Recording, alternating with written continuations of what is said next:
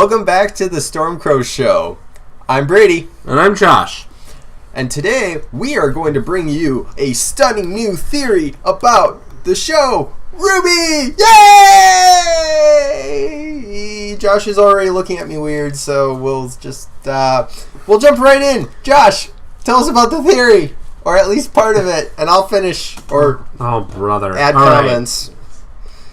Well, you gotta understand, folks, that before we started recording, we're a little bit tired, and Brady wanted to make sure that we sounded animated, and this is what happened. Anyways. I thought we were sounding good. Oh, I was sounding good. Thank you, Brady. All right. You're welcome. So, this theory is brought to you by a friend of ours. We may actually mention his name sometime, once we have him maybe on the show. Then we can blame him for everybody who gets mad at us and says it's a terrible theory, right? Right. Okay, cool. Not really. I mean, it's plausible. If it wasn't plausible, I don't think we wouldn't even bring it up. Yeah, and also to clarify, this is not like our RWBY Chibi canon theory where, like, we're actually kind of serious about this one. Right. This is more serious. Like, this could actually happen, and we would not necessarily be surprised if this was the case. If RWBY Chibi actually turned out to be canon, we would be surprised. Yes. Let's put it that way. The theory is, and I'm sure some other people have come up with this, but the question is Pyrrha Nikos really dead? And there's some evidence that actually suggests that she's not actually dead in the sense of completely dead. She's just nearly dead, like in The Princess Bride. Sure. Anyways, Brady, start off us with the first point, probably the heaviest point. Yeah, so if you look at the lyrics of the song Sacrifice, actually specifically the first 6 lines, you know, they seem to be almost Cinder talking to Pyrrha. Right. And let's see. Death is never what it seems is the second line. So this almost suggests that, hang on, I'm going to kill you, but you're not really dead. You're not really dead. So if Cinder's basically telling this to Pyrrha, what happened at the end of Season 3, Episode 12, when Cinder shot Pyrrha?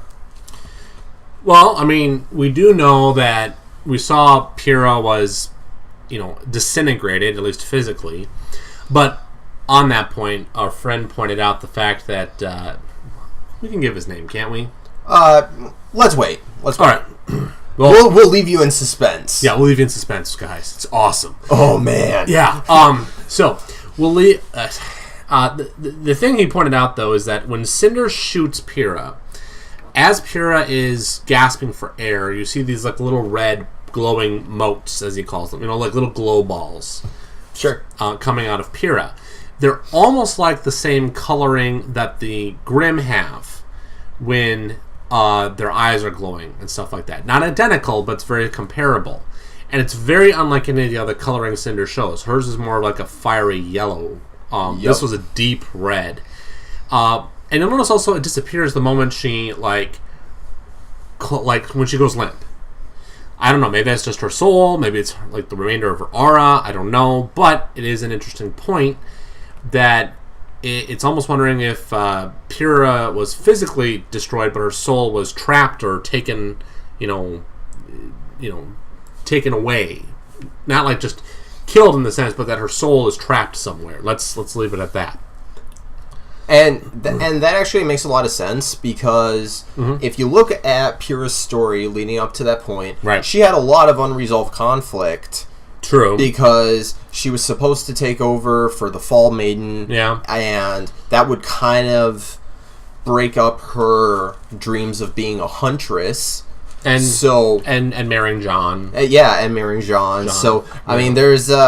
I feel like there was a lot of unresolved conflicts, so actually just from a pure storyline, it doesn't really make sense for Rooster Teeth to actually just completely kill off her character. I mean, aside from Lisa Lavender, but that's Lisa Lavender? Yeah, Lisa Lavender and Pyrrha Nikos, in case anybody didn't know. They're both voiced by Jen Brown, and Jen Brown actually did suggest that Pyrrha was dead. Yeah. And we'll set up a link to that article, but Josh and I are theorizing, and that Pyrrha actually really isn't dead, but maybe just dead in, like, the sense that she's, like, the good mentor character type dead. Yeah. Right, yeah, and that actually kind of gets to the next point, and I'll let you kind of tackle this one too, Brady. I'll ask you this question.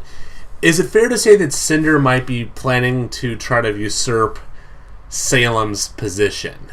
I think that's actually a very fair assertion because, as we've noticed, Cinder likes to pick up allies. You know, she picked up Mercury, she picked up Emerald. Yeah. And they're both young individuals who have a lot of skill.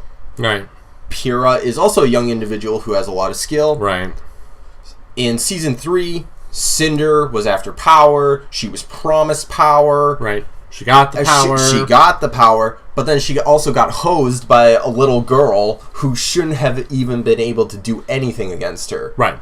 So, you find Cinder in Season 4 completely just blindsided. You know, just... I mean, almost literally since she lost an eye, but, you know, that's... Well, there's a blind side to her now. Yeah, there you go. Yeah. So, I think it's safe to say that maybe she's starting to get fed up with Salem. That... Yeah, you almost get the impression from Season 4, in fact, that Salem didn't mention this kind of major caveat because the other people didn't understand why RWBY was able to beat Salem. Yeah, that's true. It's because of her maiden powers. And it's like, wouldn't this be like, you know, like important information to like tell someone, you know? Beforehand? Yeah. But, you know, that it didn't. And so the theory, unfortunately, is not just that Pyrrha survives, but it's more like she turns into Dark Pyrrha or Evil Pyrrha. And that would be very interesting, of course, as she runs into Jean and see that sort of tension. That is just going to be heart-wrenching to watch. Yeah, especially with the wrenches. Yeah. Oh, yes. All those hearts being, like, you know, unscrewed. Oh, please, Josh, no. Unscrew those hearts. Okay. So, the other factor, of course, is, like, we have seen that souls can be transferred. Ozpin goes into Oscar. And apparently this isn't the first time, in fact. And there's a general idea that Ozpin is somehow tied to the old man that granted power to the maidens, right? Originally, and so if that's the case, that would be a pretty big factor, like how he knows how to transfer souls. Now, here's the other thing: Pyrrha was theoretically just temporarily maiden for about 15 seconds, right? Because they were transferring the remaining power to her from Amber. Now, this is a really, like, again, this is a little far-fetched. Yeah, okay, fine, it's far-fetched. But the thing is, if that's the case, that means that Pyrrha might be, like, transferred in some other way. So it may not be Pyrrha specifically, but Pyrrha is sort of like some sort of reincarnation thing, which they do seem to imply exists in this universe. So, I mean, whether that actually ends up being the case or not, that'll be interesting to see what happens. I was trying to think that there was another thing, but I guess there's not, because my notes say that we have... Oh, I guess the talk of destiny. I mean, Pyrrha's destiny of... Again, it goes back to the unresolved conflict. There's a lot of things that were not addressed about Pyrrha and were seem to be cut short, which in real life that can happen. Right. But in a story like this, it seems a little like, well... Yeah. The other factor I think we should mention, of course, is your reaction and our friend's reaction. By the way, and they didn't talk about this. This is why we're bringing this up. When they first saw the last episode of Season 3, your reaction and our friend's reaction was the same. Basically identical, and they didn't even compare notes. They're just like, yeah, that's what I thought. And I'm like, did you talk to him beforehand? No.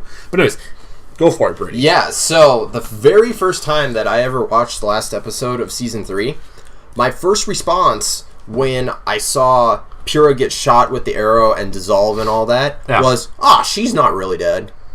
I was not saddened at all. And then afterwards, when people told me that Pyrrha was dead, I was like, wow, that's really sad. Like, oh my goodness, I feel bad for not feeling sad the first time.